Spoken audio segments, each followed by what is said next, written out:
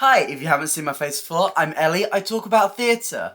Today I'm trying something a little bit different, a new format of video for the channel. I have taken the most interesting news stories of the week, and I have combined them into this video.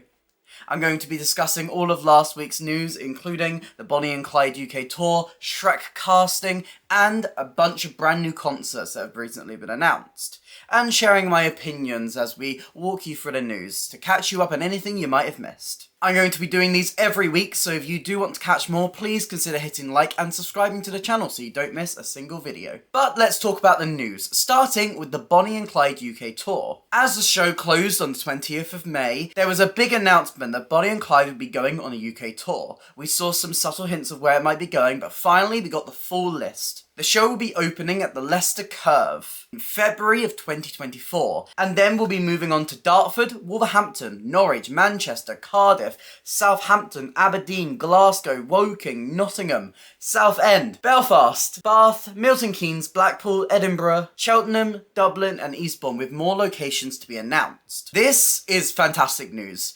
We knew for a while that this show was trying to get its way for a UK tour, and I'm so glad to see it's actually happening now. With that said, it's going to be very interesting to see how this tour fares, because this is a show that's very much marketing itself to younger people, and we found that tours that aim for that younger demographic don't always do as well, because these touring locations tend to do better with an older theatre-going audience. Either way, I am so excited to see Bonnie and Clyde again. I think it's a wonderful show, I think the music is fantastic, and I really hope it translates as it travels across the country, bringing it to more people that it hasn't been able to reach before. Next up, we got the full UK cast for Shrek the Musical. We've known for a while that the leading cast members would be Anthony Lawrence as Shrek, Joanne Clifton as Fiona, James Gillan as Farquaad and Brandon Lee Sears as Donkey, but we got a confirmation of the entire rest of the cast, including Charisse Richards, who will be playing the dragon, and our full ensemble. All of their wonderful names listed on here. Now, Shrek as a musical is one that I'm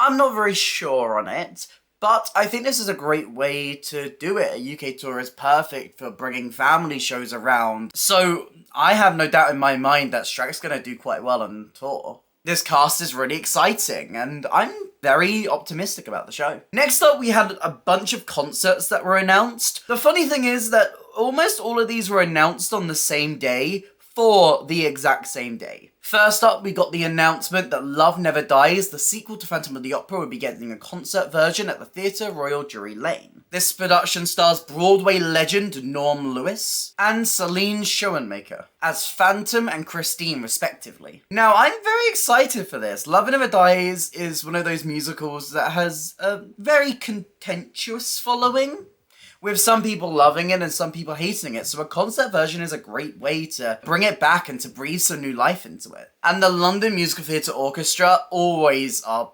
beautiful with their concerts, so I'm very excited to see this. We also got the very shocking announcement that Death Note the Musical will be getting a London concert at the London Palladium. This is shocking for one reason, because this has never been performed in English before. And with other stage adaptations of Japanese animes like Totoro doing so well, it's going to be interesting to see how Death Note brings its way in, especially with its very different style. I think these concerts are a great way of testing the water, like they did with something like Treason, so I really am excited for this. Finally, we got the announcement that In Clay, the musical, would be getting a concert at the Other Palace. This musical has been working its way through the Fringe, doing very well at the Vaults Festival, so it's exciting to see it take its next steps. As I said, Death Note and Love Never Dies are performing their concerts on the exact same day, the 21st and the 22nd, and In Clay is on the 21st. So, which one do you want to see? You're gonna have to pick one, or all. Just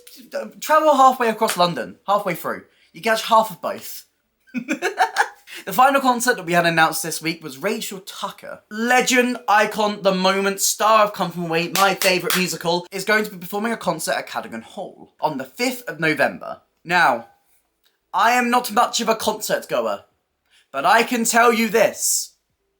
I will be there.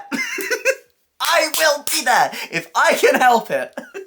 She is an icon, she is a legend, she is indeed the moment. I love her vocals, mwah. I'm gonna be there. I'm gonna be there. Are you? Tell me. I don't know, I need to use the comments in this video somehow. Next up in casting news, we got the unsurprising announcement, but still a pleasant one, that the SpongeBob musical will keep its cast going into the London run. It's going to be playing at the Queen Elizabeth Hall, and specifically they've announced that Davina De Campo, Gareth Gates and Tom Reed-Wilson will be staying in their roles, with Gareth Gates and Tom Reed-Wilson alternating between Squidward.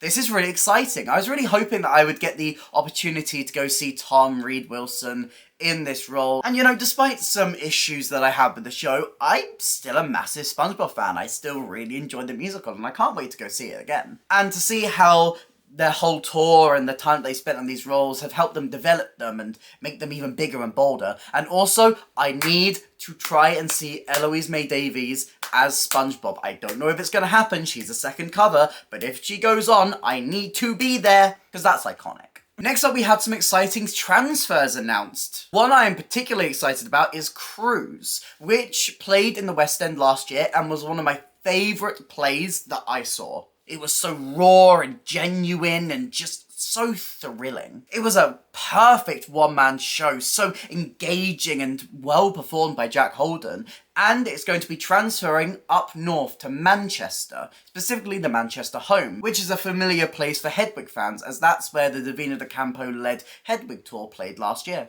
I'm so excited to see this play come back, and to bring itself to a new place. I'm hoping this leads into some more touring locations for Cruise, and that this isn't just a one and done thing, but this play runs from the 20th of July to the 12th of August, and you know I'm going to be hopping on that train to go and see it again, because it's so good. If you get the chance, go and see it. The other big West End transfer we got was The Old Man and the Sea, which is going to be transferring from Broadway to the Wyndham's Theatre. Mike Birbiglia's one-man play was a massive hit on Broadway, and I'm really excited to hopefully go and see what got everyone talking. It's only got a very short run, only running for a couple of weeks from the 12th of September to the 7th of October, with tickets on sale now. Finally, let's end with one of the announcements this week that's very much shocked me. We've seen in the past couple of weeks that the Roald Dahl Story Company was starting to develop a couple of different musicals, first announcing the Witches musical, which is going to the National Theatre. However, it was also announced that there are 3 more projects that the Roald Dahl Story Company are working on. Firstly, there is a Leeds Playhouse and Regent's Park Open Air Theatre co-production of the Enormous Crocodile musical, a new musical aimed at a younger child demographic. This is going to be opening at the Leeds Playhouse from the 2nd of December until the 6th of January, and getting a slot in the Regent's Park Open Air Theatre's summer programme for 2024. Next, we're getting a Magic Finger musical, which is going to be presented through a theatrical reading, which is going to be distributed online. These all seem very run-of-the-mill, until you look at the final announcement, which is that they're doing a Roald Dahl circus. A Roald Dahl circus. And what? That's also directed by Polly Findlay? What? Needless to say, I need more information, which we will find out soon. And when we do, I'm going to give it to you, because I'm the newswoman now. I'm a newswoman. She's an anchor. So, those are the biggest news stories of the week. What's your favourite? What are you most excited about? Let me know all your thoughts on these different announcements in the comments down below. And did you like this style of video? I'm finding my footing in it a little bit. I will refine it. But for now, this is what we're slaying. Come back next week. There's more! I'll be better next time, I promise. If you did enjoy this video, please consider hitting like and subscribe. It really helps me and it helps out the channel. There's some links to some other videos on the screen right now, and a link to my Instagram if you want to drop me a follow over there. But that's it for me today, and I'll hopefully see you next time. Bye!